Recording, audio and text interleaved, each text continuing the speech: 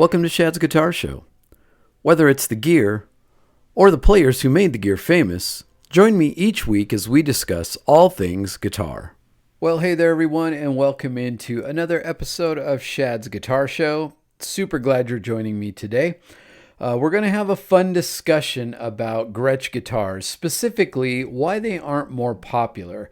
And this all kind of came together from a couple of things that I saw recently. Well, a few things, actually. So I actually acquired a new Gretsch Synchromatic Black Falcon, which is the Chinese version of the Black Falcon. We got one of the White Falcon, the Synchromatic White Falcons at the shop that I work at, and it was absolutely fantastic. We were all blown away by this guitar, and I thought, you know what?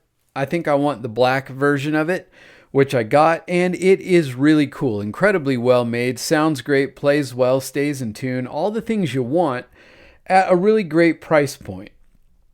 Typically, a Japanese-made White Falcon is going to cost you somewhere around $3,500. And these come in with a hardshell case at $14.99. And with my employee discount, it was too good to pass up. So I went ahead and grabbed one, and I've been really enjoying playing the guitar. And kind of simultaneously, because I was looking for lessons on some specific things, mainly rockabilly guitar, which is going to come into play in this whole thing a little later as we dive in. There is a really great guy, educator on YouTube that I found and am really, really loving his lessons. And if you have not heard of Damien Bocci, you should definitely check out his channel. That's Damien Bocci, B-A-C-C-I. He teaches rockabilly guitar, early blues guitar, country, western swing, really, really great stuff. And his lessons are fantastic. And he, at least coming across on YouTube, seems like maybe one of the nicest people you would ever meet, which is really cool. And also, my old buddy Eric Haugen did a thing on Gretsch guitars and the Gretsch guitar sound on his channel recently. So that kind of spurred this whole thing. And I started thinking about, just Gretsch guitars in general. And at least at the shop I work at, we don't have that many people coming in asking about Gretsch guitars. It's, Fender, Gibson, PRS, Novo, Yamaha, a lot of different brands, Sir, Taylor, but not typically Gretsch. So anyway, I started thinking about why that might be, and I came up with 3 answers. And so I thought we would dive into this episode, which I am entitling, Why Aren't Gretsch Guitars More Popular? All right, so famous Gretsch models came out in around the same time period as famous Gibson and Fender models, early 50s to mid 50s. But they never gained the popularity and still don't have the same appeal as Fender and Gibson guitars from the same era and recreations of those guitars today. Why is that? Well, I've come up with 3 answers to that question, and I'm going to give those to you and see if you agree. Number 1, no guitar heroes. Now hear me out here. I know all of you are thinking about players that play Gretsch guitars, and we're going to touch on that, but just track with me here as I say this. So the artists that are most associated with the brand, guys like Chet Atkins, Duane Eddy, Eddie Cochran, Cliff Gallup, were really big players in their time, but ultimately all embodied a sound that went out of fashion as the British invasion took hold. The undisputed ambassador of Gretsch guitars these days is Brian Setzer, but he's indelibly tied to rockabilly, which is a fairly niche genre. Also, many of the more well-known players who've used Gretsch guitars weren't tied to Gretsch in the same way that someone like SRV or Hendrix are associated with Fender.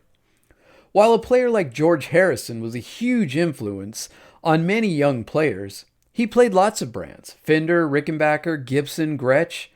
The same for players like Neil Young, Stephen Stills, Billy Duffy of the Cult, and John Frusciante of the Red Hot Chili Peppers. Even though those players have been photographed and heard playing Gretsch White Falcons, they're all just as much, if not more, associated with other guitars. Players like Tim Armstrong of Rancid, Chris Chaney of The Living End, Jim Heath of Reverend Horton Heat, and Poison Ivy of The Cramps have played Gretsch almost exclusively. But again, punk rock and psychobilly are more a niche genre. Arguably the biggest name rock player to ever use a Gretsch guitar was Malcolm Young of AC/DC, who made a career out of one guitar, his heavily modified 1963 Jet Firebird. While he was in one of the biggest rock bands ever, he never gained the guitar hero status that Angus did. Certainly Angus is responsible for far more players choosing a Gibson SG than any player selecting a Gretsch because of Malcolm. And maybe you're saying, hey, what about Bo Diddley? Well, yeah, he was a famous Gretsch player, but his choice of Gretsch model was extremely unique and probably not a design that all that many players embrace, aside from Billy Gibbons. But again, Billy plays tons of different guitars, and let's be honest, the vast majority of us think of Pearly Gates when we think of Billy anyway. Lastly, because I love Depeche Mode, I'd also mention Martin Gore, but nobody really mentions him in top guitarist polls, and he is more famous for being part of a legendary 80s and 90s alternative band. Number 2. Those guitars are for rockabilly or worship. The Gretsch brand is super associated with rockabilly, western swing, punkabilly, and other subgenres of country music. Also, many worship players gravitate to the chime of the Filtertron pickups. For that reason, I think a lot of players who aren't into those styles don't even consider the brand as an option. And Gretsch has definitely leaned into that heritage, which cements the association for most players. And number 3, those guitars aren't really easy to play. The third issue is that many of the Gretsch models that are most well known aren't exactly the easiest to play. While the ornate nature of the White Falcon looks super majestic, it's a big guitar that is very prone to feedback at volume.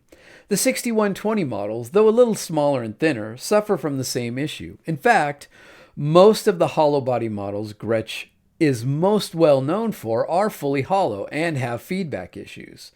Now, Gretsch has moved to try to counter that with some new models in the Player Series or center block models, but I think these are detractors for Gretsch purists who want the correct features, and they're generally associated with the niche genres we discussed earlier. And they don't gain traction with other players because aesthetically they still look like the guitars people associate with said niche genres. It's unlikely that people will suddenly embrace Gretsch guitars. They will always be a favorite for anyone interested in Chet Atkins style country jazz or devotees of the early rockabilly pioneers and later rockabilly revivalists. It's equally unlikely that Gretsch will move away from the traditional designs that they've built for decades to offer radically new styles. And maybe that's okay. They remain a brand that has worldwide name recognition and a smaller but devoted following. As a fan of Gretsch guitars myself, I think they occupy a cool and unique space in the guitar ethos.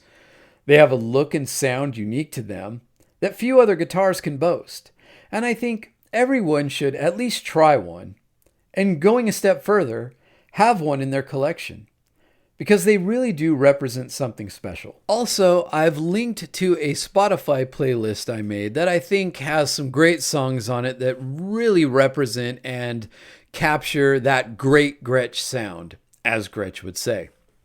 So take a listen to the playlist, check out some of these songs, and get a better feel for what that Gretsch sound actually is. And maybe when you hear it, you'll decide that it might be time for you to investigate this Gretsch thing if you haven't already.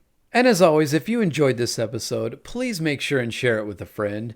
Head over to YouTube and subscribe to Shad's Guitar Show, and go over to Instagram and give me a follow at Shad's Guitar Show. I really want to grow my social media and in particular my YouTube platform this year, so any help you can be would be greatly appreciated.